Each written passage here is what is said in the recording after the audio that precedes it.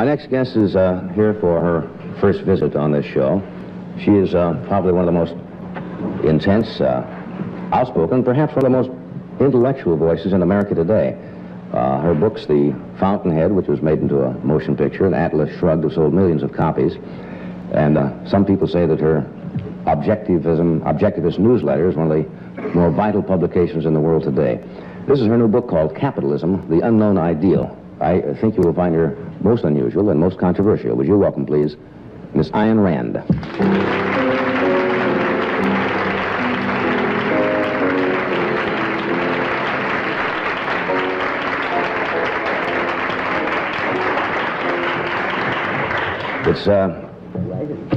It's indeed a pleasure to have you with us tonight. I'm delighted to be here. I know that you probably don't appear on many shows of this nature. It's kind of a crazy entertainment show generally, although we do like to sit down occasionally and get some views of people that are important in the world today. Well, I don't disapprove of entertainment. In fact, I've been watching you many times. I'm very, very happy. We'll talk about this later on. I know it's very difficult to state any philosophical principles like objectivism in a short period of time or to condense it, but can you give us some basic idea of objectivism and the principles of philosophy that you believe in? All right, now I'll make it very brief with the understanding that anyone who really is interested would look it up in my books, particularly in Atlas Shrugged, because otherwise I can't give long discourse and proof here. So just as mentioning the highlights, the basic principle of objectivism is that man must be guided exclusively by reason. Reason is the faculty that identifies and integrates the material provided by his senses. That's a formal definition. That reason is man's only tool of knowledge, his only guide to action, and his only guide to the choice of values. As a consequence of that, man's proper ethics, or morality, is a morality of rational self-interest, which means that every man has a right to exist for his own sake, and he must not sacrifice himself to others or sacrifice others to himself. That the achievement of his own rational happiness is the highest moral purpose of his life. As a consequence of that, the only political system which expresses this morality is the system of laissez-faire capitalism, by which I mean full, unregulated, uncontrolled capitalism, a system based on the recognition of individual rights, including property rights, in which all property is owned by private individuals. The principle which ties morality to politics is the principle that no man has the right to initiate physical force, violence, compulsion against other men. Men have certainly the right of self-defense, but no man, no group of men, that includes the government, has the right to initiate force and to force a man to act against his own judgment. Now, this is the essence of the philosophy, but if you want me to illustrate what it means that very beautiful song which we just heard, which was sung magnificently, only in reverse. It means that man, if he chooses his ideals rationally, can and must achieve them. Here on earth, in reality, that there are no unreachable heights for men, there are no unrightable goals, wrongs. In other words, I approve enormously of that which makes people like the song, but I don't approve of its content. I say man can be happy, can achieve the ideal here and on earth. Thanks with Ms. Рэнд tonight. Your objectivism is, in a way, of course, why there's so much controversy, is that it is almost contrary to, I guess, the cultural beliefs as people have been brought up, true, as to sacrifice the good of your fellow men and not to have the self-egoism and self-sacrifice, as you call it. Not almost contrary, the exact opposite. And you're saying that man should first serve his own self-interests and be interested in himself first. I wouldn't say first. I would say only. But you will have to explain this. Other men can be of interest to an individual if they represent values, moral values. You serve your own interest best by finding, associating with, working with the right kind of people. Therefore, other people can be a value, a great value to a man, but only when and if they correspond to his moral ideas, not otherwise. In other words, man does not have to serve anyone except himself, but he does, in effect, serve others when their interests and their values agree. Now you said serve yourself. I think you said that when you discuss values quite frequently and why men need values and how they get their values, because you say man comes into the world without any preset notion of values or concepts and learns. Why is it that we were discussing youngsters this afternoon that you find very young children who are by nature selfish? Young children are completely self-oriented. Now, do they learn that, or is that something that is inherent in the very young, that they are completely self-oriented? Well, I think that's inherent in everything that's living. It's inherent in any living entity, an entity which was not concerned with itself, or, put it better, an entity that did not value itself, would not exist for very long. But now, children are below the understanding of the issues. They, in effect, do not yet have a choice. It is when children begin to speak, when they begin to acquire ideas, that their choice begins. And the idea of self-sacrifice is a totally artificial, very evil idea which children and adults learn from others, which is passed from person to person. Now, it doesn't mean that if a child were left alone, he would naturally be selfish properly. No, because it is an enormous achievement to discover rational selfishness, not acting on the whim or pleasure of the moment, but knowing what is rationally an important goal, of what value is it to you, and how to achieve it. The idea of being rationally selfish is not available to children. It would take a long period of thought or the proper teaching for them to discover it. You say man is an end to himself. You say A is A and existence is existence, and we are here as an end to itself. Why is it that man throughout, I guess, at least recorded history, seems to need something else, a belief, which you do not believe in, I assume, do not believe in the existence of a supreme being or God or creator or whatever no, I do not. You want to label it. Why has man then seemed to need that ever since man has been on earth? Is it to rationalize his existence here? I wouldn't call it a need. I would say he has resorted to it by default, because all the content of man's consciousness he has to acquire. He has to acquire by thought, by knowledge. He has to discover it by default of a proper understanding of life, which means of a proper philosophy of life. Men resort to blind faith. It is a phenomenon of default. Men have not yet progressed out of it. You don't think it serves a need for many people? You say it's a need, but you say it's the wrong, because it's a wrong need, is that it? It's a need that fills a vacuum, in the sense that the actual need is for a conscious philosophy of life. Man is a conceptual being. He can't exist range of the moment. He needs a larger view, a long-range plan.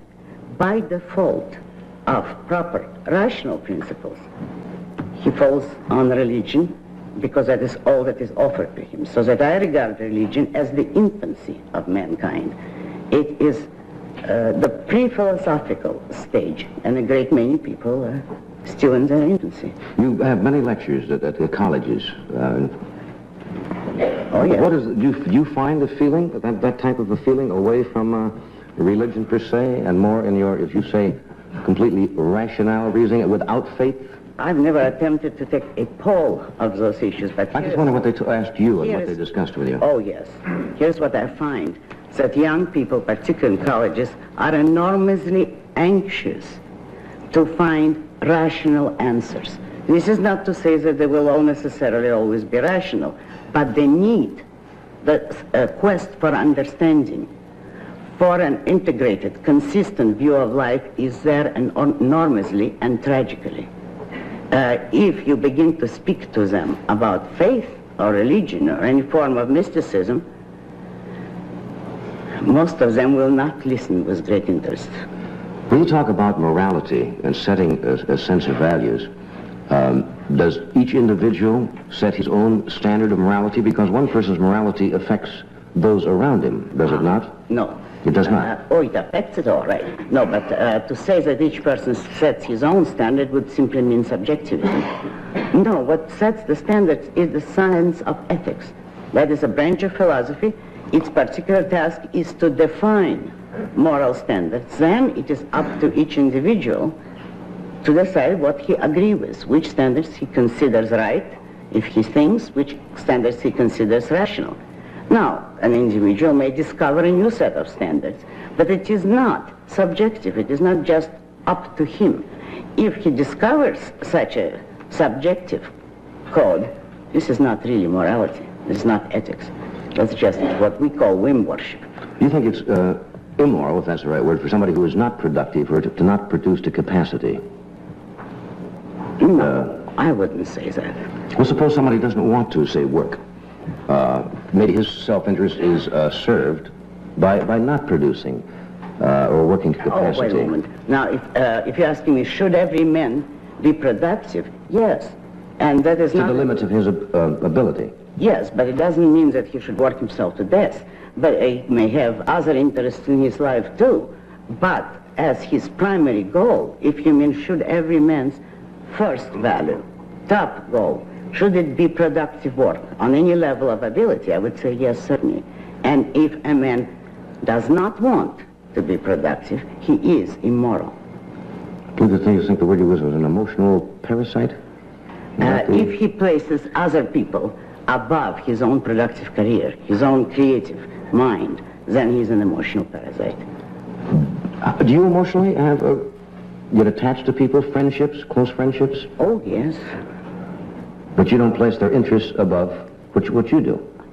There's never any clash, because I would be friendly only with rational people, and among rational people there's no clash.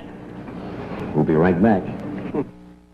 Back with Айн Рэнд now. Ed, did you say you wished to ask something? I was just wondering, in our culture, it seems that everything springs from the family relationship, the little tiny individual groups of husband, wife, child, or whatever.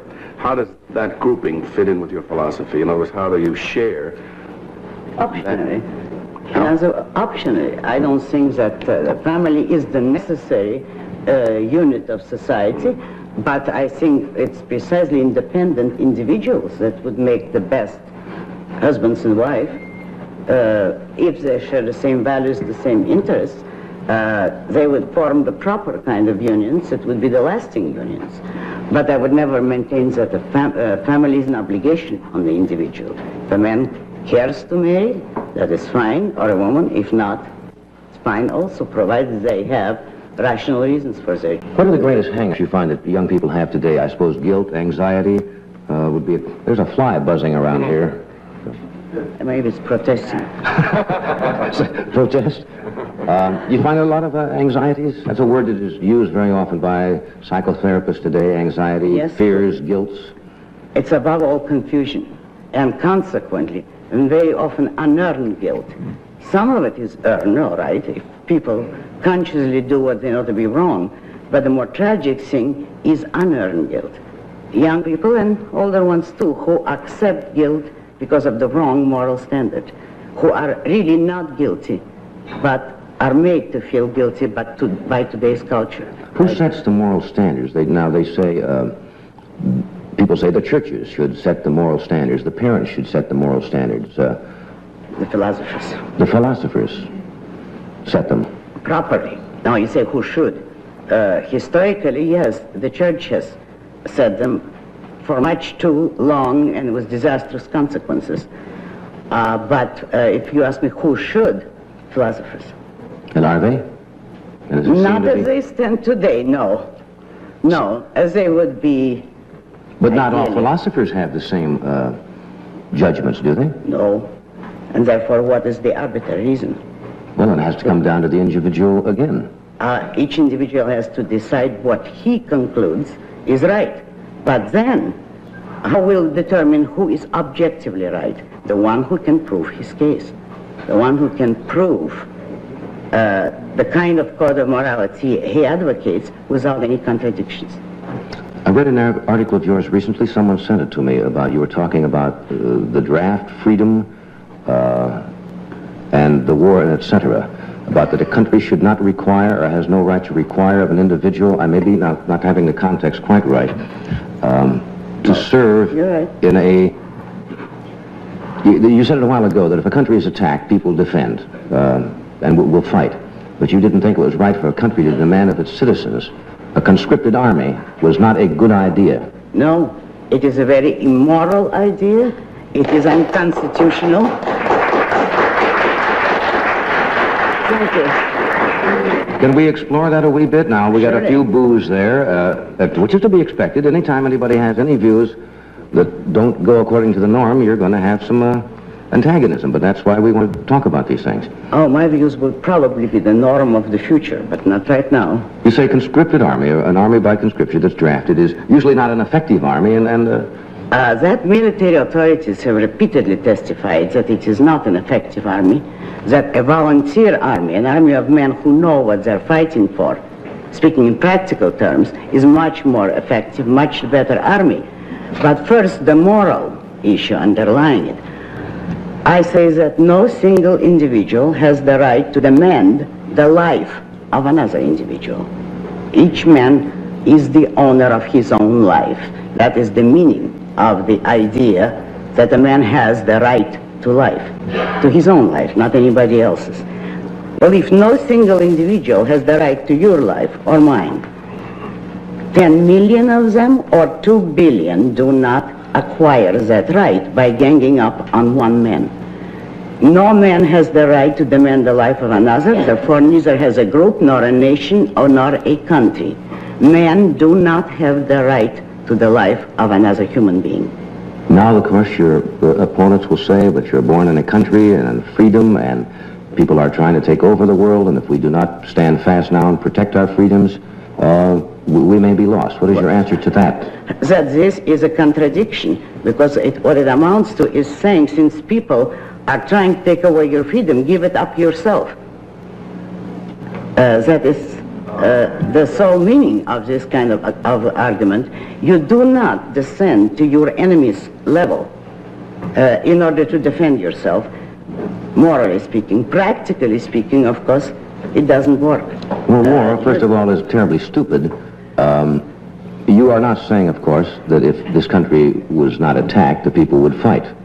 I would say if it was attacked, yes, people would, because people have always fought for a free or even a semi-free country. If you ask me, is it proper to fight when your country is attacked in self-defense? Yes, I would say certainly, and men should volunteer to fight in such a case, because it is in defense of their own rights and their own freedom. But a country does not have the right to compel them to fight, particularly in a war like Vietnam, in which the United States have no interest whatever. We have nothing to gain by that war, and it is draining this country. Therefore, I am enormously opposed to the whole Vietnam mess, but for the opposite reasons from those that those Vietniks are yelping about. I do not agree with them, but I am against the war in Vietnam because it is a useless and senseless war, and it does not serve any national interest. We'll be right back after this brief message. Stay with us. I don't know. We've got a couple of flies. I don't know what it is about those. They'll drive you crazy. What would you like to discuss? There's so many questions. Obviously, we're talking about the war. It becomes an emotional tug of war with many people, doesn't it? Because you hear the words patriotism, freedom, communist enslavement, and do you think sometimes people get emotionally involved in it rather than rationally exploring it? Today, yes. But that is the whole trend of today's culture, that people act on the direction of their emotions. What is your answer to the people who say if we do not stay fast in Vietnam and we leave, that all of Asia will follow and eventually we will be fighting the war in the United States? I would say Asia is not the place to start opposing communism. I would say we have given up so much in Europe, where if you want to defend civilization, I say if, that's the place to begin. But strictly speaking, if we wanted to save the world from communism, it's not necessary to go to war. All what we have to do is stop helping them economically, stop building bridges to them, which have supported them for 50 years now. That country would collapse of its own evil if the semi-free world did not constantly help them. Now, you were born in Russia. Yes. You were born in now Leningrad, St. Petersburg, then at the time. Obviously, you were tremendously opposed to communism, and it's what it stands for. Not for that reason. But not for that reason. No. Because of the evil of the idea of communism. I've never been particularly patriotic about Russia, because I was very young at the time of the revolution. I was 12. But the whole Russian culture, I am opposed to it. It is a mystical culture. All that I like about Russia is some of her writers and some of her music, but that's about all. I am much more American in fundamental principles than I'm Russian. You think it is possible to live, now we have existed fairly well with Yugoslavia and some of the other countries who are communistic without too much problem. Do you think it's possible in the long run to coexist with a communist China? This seems to be the big fright of the Western world, is the containment of communist China. A free country can coexist with anyone and incidentally free the rest of the world. By example, if it is free itself and if it has a firm domestic and foreign policy. Remember that the United States destroyed tyranny, serfdom, and slavery all over the world, not by fighting wars, by example, by free trade. A free country destroys barriers gradually, but for that you need a proper political philosophy. We had the beginnings of it in the 19th century, not the full case, and we lost the case. Why did we lose? Because capitalism cannot coexist with the morality of altruism. If and when we return to a proper political system, it wouldn't be a return and going back. It's going forward because it has never yet fully existed. But it would have to be on the basis of an appropriate morality, a rational morality of self-interest. And in that case, you would not have to fight wars. Because I'll call this to your attention. The 19th century was the most peaceful period in history. The only period without a major world war between the end of the Napoleonic Wars and World War I. And that was the closest to capitalism that the civilized world had come. Contrary to all the popular nonsense, capitalism does not lead to wars. That is the peaceful system, and that has been demonstrated in historical practice. But today, with the kind of mixed economy and mixed philosophies that we stand for, we will ultimately probably have to fight, unfortunately. If we had better ideas, a country like Russia or Yugoslavia, or the whole damn world would not be any problem or any threat to the United States. Do you think that day is going to come? We don't seem to be getting too much smarter. Nobody can predict the immediate future. I don't know. Men have free will. It is possible. I don't see any large-scale sign of it yet, but on the other hand, America is the one country which could not collapse to statism. It's contrary to this whole past and all its basic premises, whereas Europe always was statist. I don't believe that America could go statist, though what kind of trouble we would get into on the way to liberation, I don't know. Thank you. We're going to take station identification. We'll be right back.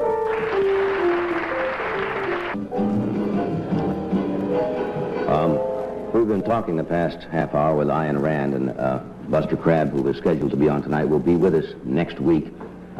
We got talking here, and I think everybody wanted to hear what you had to say. Now, a lot of people probably do not agree with a lot of your views, and when Miss Rand agreed to appear on the show, she only asked one thing. She says, he won't attack me. And I said, no, I wouldn't do that, because I don't think it's a good idea to invite a guest on the show and then take issue with their views, or to bring somebody else on with opposing views and have them sit and yell at each other for half an hour. I'd much rather have you here and express your philosophy, and other times we've had other people on the show who may have opposing views, but I think it makes for a much easier show, and people get more information from it that way. Oh, of course, I couldn't agree with you more. This is your magazine called The Objectivist, which does explain, and we only briefly touched into your philosophy tonight.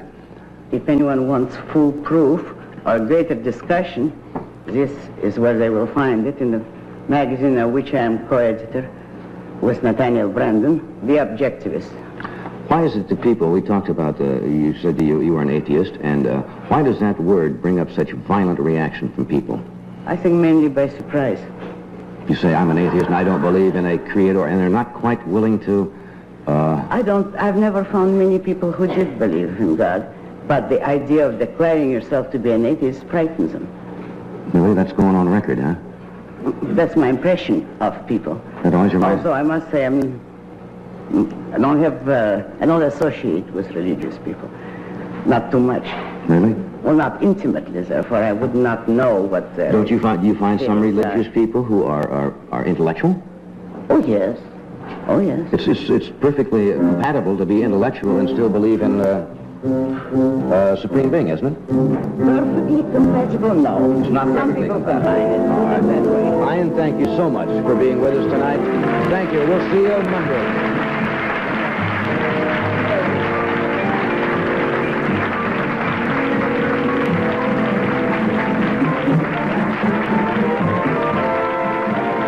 This program was pre-recorded.